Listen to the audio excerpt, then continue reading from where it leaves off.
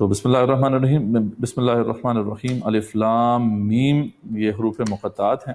ان کا مفہوم صحیح معنوں میں یہ تقریباً متفق ہیں مفسرین اس حوالے سے کہ ان کا مفہوم یا تو اللہ کو معلوم ہے یا رسول اکرم صلی اللہ علیہ وسلم کو معلوم ہے. بہت سے مفسرین نے اس کی کوشش کی ہے اس کو سمجھنے کی. امین حسن اصلاحی نے بھی اس حوالے سے کافی اچھی ایکسپلینیشن دی ہے، وہ جو لوگ انٹرسٹڈ ہیں وہ دیکھ سکتے ہیں. لیکن اصل کنکلوژن یہی ہے کہ اس کے بارے میں صحیح معنوں میں کچھ کہا نہیں جا سکتا.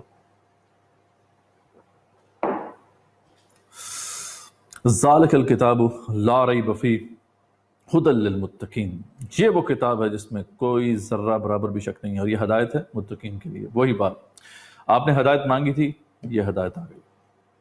اللہ تعالیٰ سے ہم نے ہی مانگا تھا نا، اللہ تعالیٰ مجھے عطا کر، ہمیں وہ راستہ عطا کر جو کہ سیدھا راستہ ہے، اور ان لوگوں کا راستہ جن پہ تو نے اپنا نام کیا، ان کا راستہ نہ دکھا جن پہ تو نے اپنا غضب کیا اور جو گمراہ لوگ تھے. تو اب ہم نے اگر ہدایت مانگی تھی تو یہ وہ ہدایت. اللہ مانتے ہیں ذالک الکتاب لا ریب فیہ، اور اس کا جو تعارف کرایا گیا وہ بھی بڑا ایک ہی بڑا شاندار انداز ہے کہ یہ وہ کتاب ہے جس میں کوئی ذرہ برابر بھی شک نہیں. شک بھی عربی زبان کا لفظ ہے. آگے جو ہے ہم دیکھیں گے شک کا لفظ جو ہے وہ استعمال ہوگا کہ اللہ تعالیٰ نے فرمایا نا کہ جن کو اس کے بعد کتاب دی گئی ہے تو لفی شک منہ مریب، یعنی اس کے بعد جن کو اللہ تعالیٰ نے کتاب دی ہے وہ بھی اس بارے میں شک میں پڑے ہوئے ہیں. تو شک بھی عربی زبان کا لفظ ہے، لیکن ریب بھی عربی زبان کا لفظ ہے.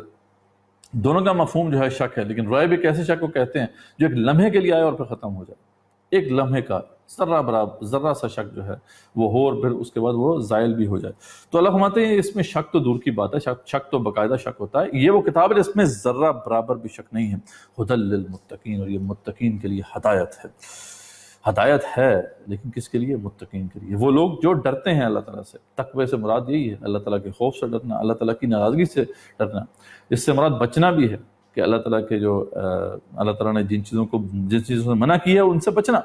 تو یہ وہ ان لوگوں کے لیے ہدایت ہے جو کہ متقی ہیں، یا ان سادہ لفظوں میں ہم یہ کہہ سکتے ہیں کہ یہ ان لوگوں کے لیے ہدایت ہے جو اس ہدایت کو قبول کرنا چاہتے ہیں. گائیڈنس تو دکھا دی گئی کہ یہ راستہ ہے بھائی، آپ نے اس پہ چلنا ہے، لیکن اس راستے پہ اگر چلنا ہی نہیں چاہتا کوئی تو پھر ظاہری بات ہے اس کو ہدایت نہیں مل سکتی. تو یہ ہدایت ہے متقین کے لیے. الذین یؤمنون بالغیب، یہ وہ لوگ ہیں جو کہ غیب پر ایمان لاتے ہیں. ویقیمون الصلاۃ، اور نماز کو قائم کرتے ہیں. ومما رزقناہم ینفقون، اور جو بھی ان کو اللہ تعالیٰ نے مال دیا ہے اس کو خرچ کرتے ہیں. یہاں پہ بڑی ایک اہم بحث ہے جس کو مد نظر رکھنا چاہیے کہ ایمان سے مراد کیا ہے، کہ الذین یؤمنون بالغیب، اور پھر ایمان بالغیب سے کیا مطلب ہے. تو ایمان کا جب ہم لفظ دیکھتے ہیں تو یہ جب ہم اس کو اردو میں سمجھنے کی کوشش کرتے ہیں ایمان کو، تو اس کا مفہوم عام طور پر لوگوں کو نہیں پتہ ہوتا کہ ایمان ان کے اصطلاح یہ ہے عربی اصطلاح، لیکن اردو میں وہیں سے آئی ہے. عام طور پہ تو اس کا مطلب لوگ یہ کہتے ہیں کہ بس یقین رکھنا، یا آج کل تو یہی ہے جب آپ کسی سے پوچھیں کہ ایمان کا مطلب کیا، وہ کہتے ہیں جی فیتھ ہے، بلیف ہے، بس مانتے ہیں. لیکن ایمان جو ہے اس کا روٹ ورڈ جو ہے وہ الف میم نون ہے، اور اس سے جو اصل لفظ بنتا ہے وہ امینہ بنتا ہے. ٹھیک، لیکن جو قرآن میں لفظ ایمان کے لیے استعمال ہوا ہے وہ ہے آمنہ. آمنہ یؤمن ایمان، یہ ہے اسٹرکچر اس ورڈ کا. تو اس کا مفہوم دراصل یہ ہے کہ اس طرح مان لینا کہ اطمینان ہو جائے. ٹھیک ہے، کہ شک باقی نہ رہے کسی قسم کا. یہ کیفیت ہے جسے ایمان سے ہم جو ہے تشبیہ دیتے ہیں کہ الذین یؤمنون بالغیب. اچھا، یہ اب اس کا مطلب بلائنڈ فیتھ نہیں ہے. انفارچونیٹلی یہاں پہ بعض جو ہے لوگ پڑھتے پڑھتے یہ سمجھ لیتے ہیں کہ یہاں کہا جا رہا ہے کہ جو آنکھیں بند کر کے جو ہے وہ مانتے ہیں تمام ایمانی حقائق کو، اللہ تعالیٰ کو مانتے ہیں، آخرت کو مانتے ہیں، رسول کو مانتے ہیں صلی اللہ علیہ وسلم وغیرہ وغیرہ، یہ سب آنکھیں بند کر کے مانتے ہیں. یہ بلائنڈ فیتھ ہے، حالانکہ یہ بات غلط ہے. اگر یہاں پہ عربی قاعدے کے مطابق یہ بلائنڈ فیتھ ہوتا تو یہاں الایمان الغیب ہونا چاہیے تھا لفظ. ٹھیک ہے، لیکن مرکب ہونا چاہیے تھا الایمان الغیب. یہ غیبی ایمان ہے، یہ غیبی ایمان کی بات نہیں ہو رہی ہے، یہ غیب پر ایمان لاتے ہیں. یہ وہ ریالٹیز ان سین ہیں، وہ ریالٹیز تو غیب میں ہیں، لیکن یہ ہے کہ ان کو جو تسلیم کرنا ہے وہ بغیر کسی شک کے کرنا ہے. اور یہ بہت بڑا اصل میں جو ہے بہت بڑی ٹیڑھ ہے جو کہ آج ایمان کے تصور کے حوالے سے امت مسلمہ پیدا ہو گئی ہے. ہم بھی ایمان کے حوالے سے وہی نظریہ رکھتے ہیں جو کہ غیر مسلموں کا ہے. غیر مسلموں سے اگر پوچھے تو وہ بھی یہ کہتے ہیں کہ ہم تو ایمان ہم تو اس لیے عیسائی ہیں. کسی عیسائی سے پوچھیں تو وہی کہے گا نا ہم اس لیے عیسائی ہیں کہ بھئی عیسائی گھرانے میں پیدا ہو گئے. باقی یہ اسپریچول کنوکشن ہے مجھے، باقی اس کے بارے میں ہمارے پاس دلیل تو کوئی نہیں ہے. تو اگر مسلمان بھی ایسا کہے تو یہ بات جو ہے بڑی سمجھ لیں کہ افسوسناک بات ہے، کیونکہ اللہ تعالیٰ نے قرآن میں تو بات یہ کی ہے کہ آپ نے ایکسیپٹ کرنا ہے اس کو، اور یہ ایسی بات نہیں ہے کہ جس کی کوئی دلیل نہ ہو، جس کے پیچھے کوئی بنیادی نہ ہو، بلکہ اللہ تعالیٰ نے تو غیر مسلموں کو چیلنج کیا کہ ہاتھو برہانکم ان کنتم صادقین، تم دلیل لے کر آؤ اگر تم سچے ہو۔ تو یہ کیسے ہو سکتا ہے کہ جو اسلام ہے اس کی بنیاد کسی دلیل پر نہ ہو؟ تو ایمان جو ہے صحیح معنوں میں اس کا مطلب یہ ہے کہ اس طرح تسلیم کرنا کہ شک باقی نہ رہے۔ اب اس پہ آگے انشاءاللہ ہم بات کریں گے کہ اس کو کیسے ہم حاصل کر سکتے ہیں، ایسا ایمان جس میں شک کی کیفیت نہ ہو۔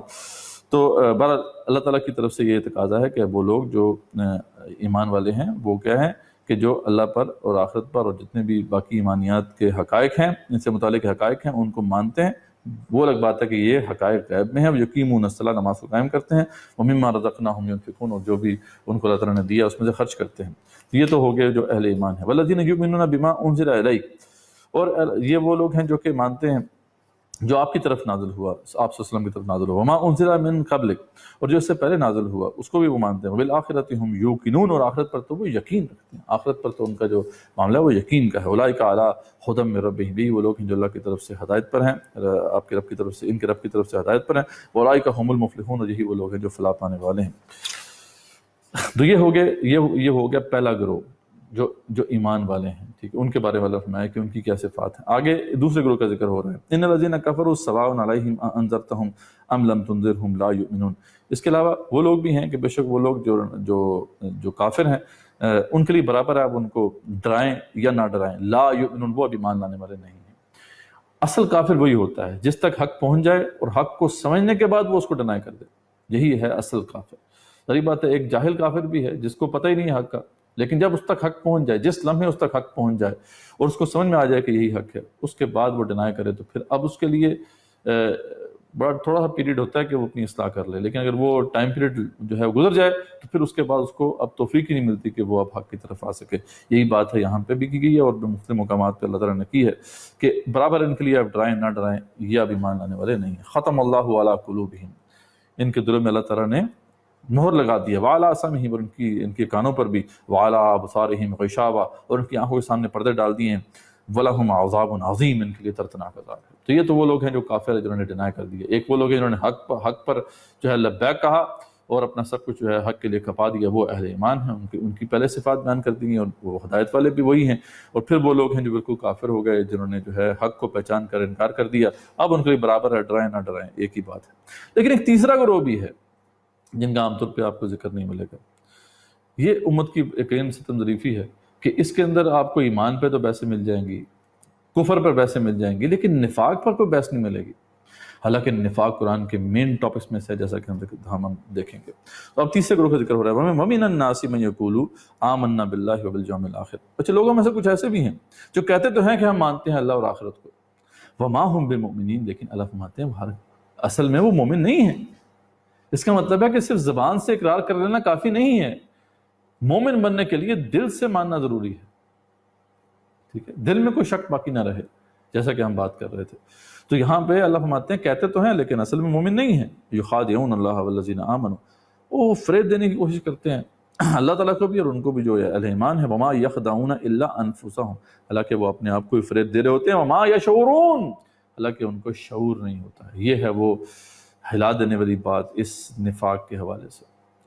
نفاق ایک مرض ہے جس کے بارے میں اللہ تعالیٰ قرآن میں اس کو ایک مرض کے طور پہ جو ہے وہ پیش کرتے ہیں، جیسا کہ اگلی آیت میں آ رہا ہے، فی قلوبہم مرض، ان کے دلوں میں مرض ہے، فزادہم اللہ مرضا، اللہ تعالیٰ نے اس مرض میں مزید اضافہ کر دیا، ولہم عذاب علیم، ان کے لیے دردناک عذاب ہے، بما کانوا یکذبون، کیونکہ وہ جھوٹ بولا کرتے تھے، وہ جھوٹ بولتے۔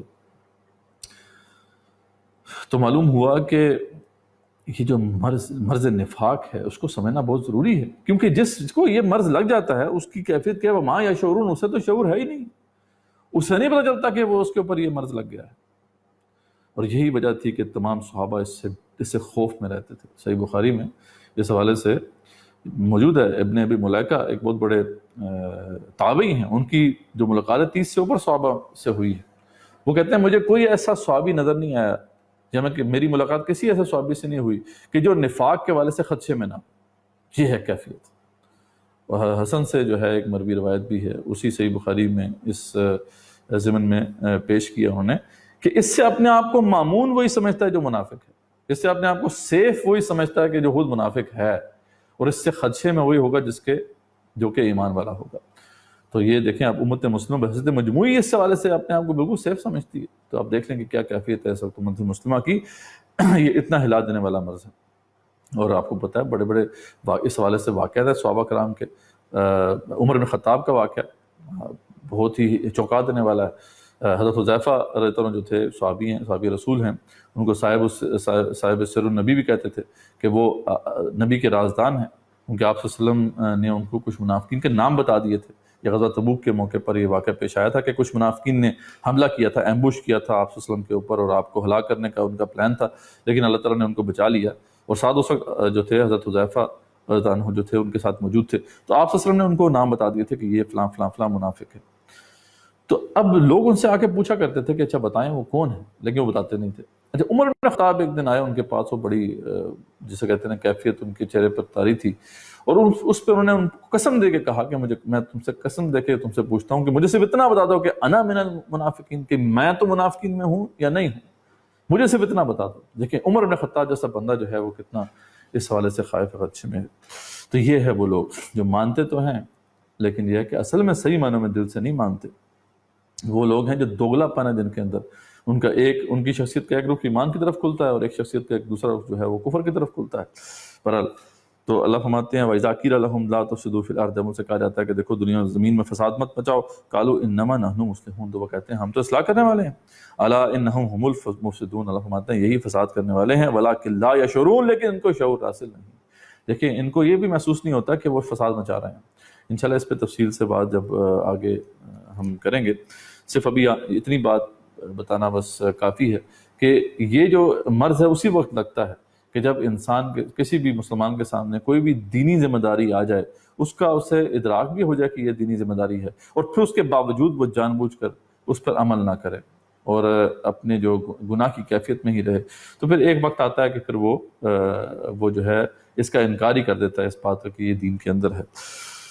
تو جب یہ وہ ایسا کرتا ہے تو دوسروں کو بھی روکتا ہے، خود بھی حق سے روکتا ہے، تو یہ فساد مچاتا ہے۔ تو یہی کام تھا منافقین کا کہ یہ فساد مچاتے تھے۔ تو اللہ فرماتے ہیں کہ یہ الا انہم هم المفسدون، یہی فساد کرنے والے ہیں، لیکن ان کو شعور حاصل نہیں ہے۔ وَإِذَا قِيلَ لَهُمْ آمِنُوا كَمَا آمَنَ النَّاسُ، اور یہ ان سے کہا جاتا ہے کہ دیکھو اس طرح ایمان لاؤ جیسے دیگر لوگ ایمان لاتے ہیں۔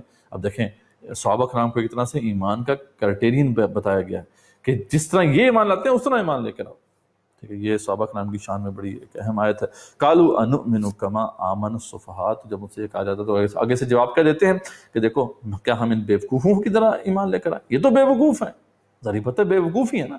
ایک ایسے شخص کے لیے تو بیوقوف ہی لگیں گے صحابہ کرام معاذ اللہ، کہ جو اپنا سب کچھ کھپا رہے ہیں، اور ایک ایسے کاز کے لیے جس کا کوئی اینڈ نظر نہیں آ رہا، جس کا کوئی رزلٹ جو ہے وہ آتا نظر نہیں آ رہا۔ عمر بن خطاب جو ہیں اپنا آدھا مال لے آتے ہیں حضرت ابو کے موقع پر، تو بے وقوفی ہوئے ان کے نزدیک، اور ابو بکر صدیق سارے کا ایسا مال لے کے جو ہے وہ آ جاتے ہیں، اور مقابلہ کیسے ہے؟ رومن امپائر سے ٹکر ہے، اور ساتھ جو ہے لشکر میں سپاہی بھی کم ہیں، اور جو ہے مال حرب بھی کم ہے، سواریاں بھی کم ہیں۔ یہ تو جو ہے وہ ایسا سودا ہے جس میں واضح نظر آ رہا ہے کہ اس میں لاس ہی لاس ہے۔ تو کون ہے جو کہ پھر اس میں اپنے آپ کو پائے گا؟ وہی جو کہ ظاہر بات ہے سٹھایا ہوا ہے معاذ اللہ۔ لیکن اصل بات کیا ہے؟ اللہ فرماتے ہیں الا انہم هم السفہاء، اچھی طرح جان لو کہ یہی لوگ جو ہیں وہ سٹھائے ہوئے ہیں، بے وقوف ہیں، ولکن لا یعلمون، لیکن ان کو علم نہیں ہے۔ وَإِذَا لَقُوا الَّذِينَ آمَنُوا قَالُوا آمَنَّا، جب اپنے اہل ایمان کی طرف آتے ہیں تو کہتے ہیں ہم ایمان لے کر آتے ہیں، ہم ایمان لائے۔ وَإِذَا خَلَوْا إِلَىٰ شَيَاطِینِهِمْ، جب اپنے شیطانوں کی طرف جاتے ہیں۔ یہ شیطان کون ہے؟ یا تو یہ ظاہر بات ہے وہ قریش کے مشرکین تھے جن کی طرف یہ جاتے تھے، یہ دونوں طرف بنا کے رکھنا چاہتے تھے، وہاں پہ بھی یہاں پہ بھی، تاکہ اونٹ دیکھیں کس کروٹ بیٹھتا ہے، اس طرف بیٹھ گئے اس طرف ہو جائیں گے، اس طرف بیٹھتا ہے اس طرف ہو جائیں گے۔ دوگلا پن ہے نا، نہ تو حق کے ساتھ مخلص ہے، نہ کفر کے ساتھ مخلص ہے۔ یہ ایسے بھی لوگ ہوتے ہیں، اللہ تعالیٰ نے ان کے بارے میں فرمایا ہے نہ یہ ان کے ساتھ مخلص ہے نہ تو تمہارے ساتھ مخلص ہے۔ یا پھر یہ یہود کی طرف اشارہ ہے کہ یہ کئی جو منافقین تھے ان کا تعلق جو ہے یہود سے بھی تھا، یہودیوں سے بھی تھا، اور وہ جو سازشیں کر رہے تھے اس میں جو ہے یہ اعلی کار بنے ہوئے تھے۔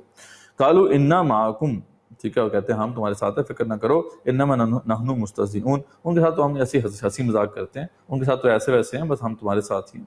اللہ یستہزئ بہم، تو اللہ فرماتے ہیں کہ اللہ بدلہ لیتا ہے مذاق اڑانے کا ان سے، ویمدہم فی طغیانہم یعمہون، اور ڈھیل لیتا ہے انہیں کہ اپنی سرکشی میں بھٹکتے رہیں۔ یہ اللہ تعالیٰ ان سے مذاق کر رہا ہے کہ ان کو جو ڈھیل دے رہا ہے نا، یہ ان کے ساتھ یہ ہو رہا ہے، یہ ان کو پتہ نہیں چل رہا کہ کیا ہو رہا ہے، یا اللہ تعالیٰ ان کو ڈھیل دے رہا ہے کہ اس طرح یہ کیے جا رہے ہیں اور اپنے مرض نفاق میں بڑھتے جا رہے ہیں، آخرکار ان کا جو ہے آخرکار ٹھکانہ جہنم ہی ہے۔ اولئک الذین اشتروا الضلالۃ بالہدیٰ، یہی وہ لوگ ہیں جنہوں نے جو ہے ایک بڑا ہی برا سودا کیا ہے، انہوں نے گمراہی کو خریدا ہے ہدایت کے بدلے۔ ہدایت ان کے سامنے تھی، گمراہی بھی سامنے تھی، تو ہدایت چھوڑ دی، گمراہی کو خرید لیا اور اس کو اپنا لیا۔ فما ربحت تجارتہم، تو کچھ فائدہ نہ دیا ان کی تجارت نے، وما کانوا مہتدین، اور یہ بالکل بھی ہدایت والے نہ ہوئے۔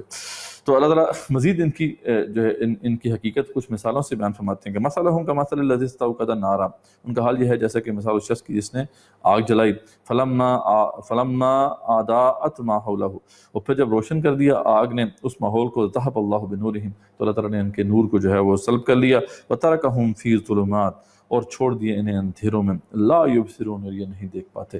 بڑی بلیغ مثال ہے، بڑی خوبصورت مثال ہے کہ جیسے ہم دیکھتے ہیں کہ رسول اکرم صلی اللہ علیہ وسلم جب آپ مبعوث ہوئے اس معاشرے میں، تو وہ ایسا ہی تھا جیسے کہ ایک تاریک رات میں ایک سورج نکل آیا ہے، ٹھیک ہے، ایک سورج جو ہے وہ طلوع ہو گیا ہے، ہدایت کا سورج اور حق کا سورج جو ہے وہ طلوع ہو گیا ہے۔ لیکن ظاہری بات ہے جب یہ سورج اگر آ بھی جائے تو جو اندھا ہو چکا ہو اسے تو پھر بھی نظر نہیں آئے گا۔ تو وہی کیفیت ہے جس کی طرف اشارہ یہاں پہ کیا جا رہا ہے کہ ان کا حال یہ ہے کہ اس شخص کی مثال جس نے آگ جلائی، پھر جب روشن کر دیا آگ نے اس کے ماحول کو، جو آس پاس ہر چارسو جو ہے وہ روشنی پھیل گئی ہدایت کی، تو اللہ تعالیٰ نے ان کے نور کو سلب کر دیا۔ یہ ہے وہ جو جس کی بات ہو رہی ہے، ختم اللہ علی قلوبہم، ان کے دلوں پہ مہر لگا دی گئی۔ یعنی اب وہ دیکھنا بھی چاہتے ہیں ہدایت کو تو وہ نظر نہیں آتی ہے، وہ اب چاہیں بھی تو ہدایت کی طرف اب وہ نہیں آ سکتے، کیونکہ انہوں نے جب ان کے سامنے پہلی دفعہ یہ بات سامنے آئی تھی اس وقت انہوں نے اسے قبول نہیں کیا تھا۔ وَتَرَكَهُمْ فِي ظُلُمَاتٍ، اللہ تعالیٰ نے چھوڑ دیا ان کو اندھیروں میں، لا یبصرون، اب یہ نہیں دیکھ پاتے، صُمٌّ بُکْمٌ عُمْیٌ، اور وہ بہرے ہیں، گونگے ہیں، اندھے ہیں، فَهُمْ لَا يَرْجِعُونَ، پس اب وہ نہیں لوٹیں گے۔ وہ اللہ تعالیٰ کی طرف سے یہ فیصلہ ہو چکا ہے کہ اب وہ نہیں لوٹیں گے۔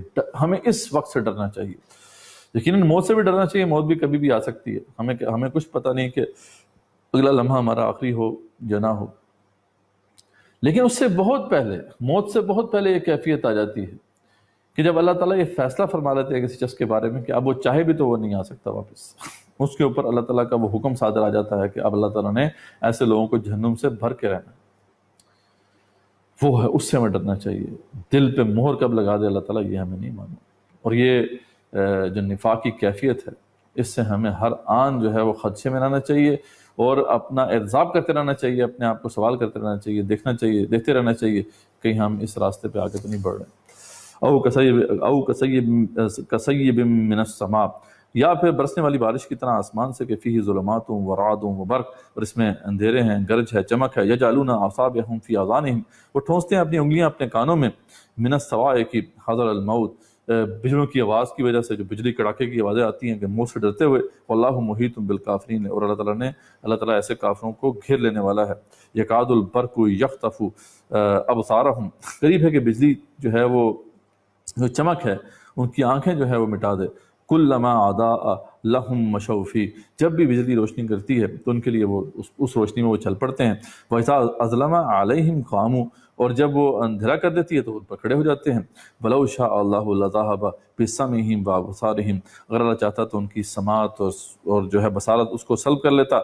ان اللہ علی کل شیء قدیر، یاد رکھو اللہ تعالیٰ ہر چیز پر قادر ہے۔ اگین دوسری ایک بڑی مثال ہے، اگین یعنی حالات اس وقت جو تھے ان کی کیفیت ایسی ہے نا کہ طوفان برپا ہے، جو ہے بجلی کے کڑاکے جو ہے ان کی آوازیں آ رہی ہیں، بجلی چمکتی ہے، اس سے تھوڑی سی روشنی ہوتی ہے ورنہ باقی اندھیرا ہی اندھیرا ہے۔ اس قافلے کا آپ تصور کیجئے جو ایک ایسے جو ہے طوفانی موسم کے اندر کسی راستے پہ، اندھیرے راستے پہ جا رہا ہے، تو بالکل ایسا ہی معاملہ تھا اس وقت امت مسلمہ کا۔ امت مسلمہ کا جو قافلہ تھا وہ بھی ایک ایسے ہی راستے پر گامزن تھا جو اندھیرا راستہ تھا، دور دور تک کوئی روشنی نظر نہیں آتی تھی، اور ہر طرف خطرات اور جو مشکلات جو تھیں ان سے پالا پڑ رہا تھا۔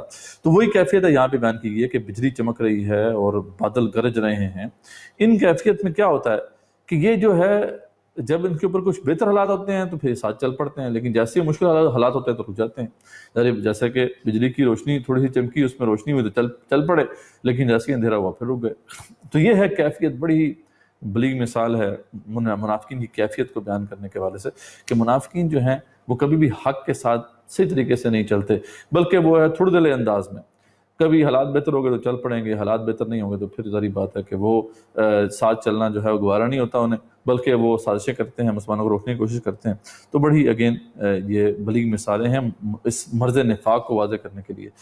اور انفارچونیٹلی آج امت مسلمہ کے اندر اس کی بحث ختم ہو بالکل جو ہے نہ ہونے کے برابر ہے. حقیقت نفاق کے اوپر آپ کو شادی کوئی لیکچر ملتا ہے، شادی کو کتاب ملتی ہے، حالانکہ یہ بہت امپورٹنٹ ٹاپک ہے ایک امت مسلمہ کے لیے. سب سے جو ٹاپ کے امپورٹنٹ ٹاپکس ہیں اس میں یہ اس کا شمار ہوتا ہے، اور قرآن مجید کا یہ مرکزی مضمون ہے. تو یہ ہم نے دیکھا کہ قرآن کا جو آغاز ہے وہ 3 قسم کے جو ہے وہ کرداروں سے ہوا ہے اور 3 کانسیپٹ سے ہوا ہے. اگر ہم صحیح معنوں میں دیکھیں تو قرآن مجید انہی 3 کانسیپٹس کے ارد گرد جو ہے وہ گھومتا ہے: ایمان، کفر اور نفاق. اور 3 ہی کردار ہیں. ایک مومن کا کردار ہے جس کا ذکر قرآن میں ہے، جس کی سیرت قرآن میں بیان کی گئی ہے. ایک کافر کا کردار ہے جس کو بیان کیا گیا ہے، جس کی صفات کو کھولا گیا ہے. اور ایک منافق کا کردار ہے. تو یعنی ایک طرح سے پورے قرآن کی سمری ہے جو کہ یہ آغاز میں آ گئی ہے.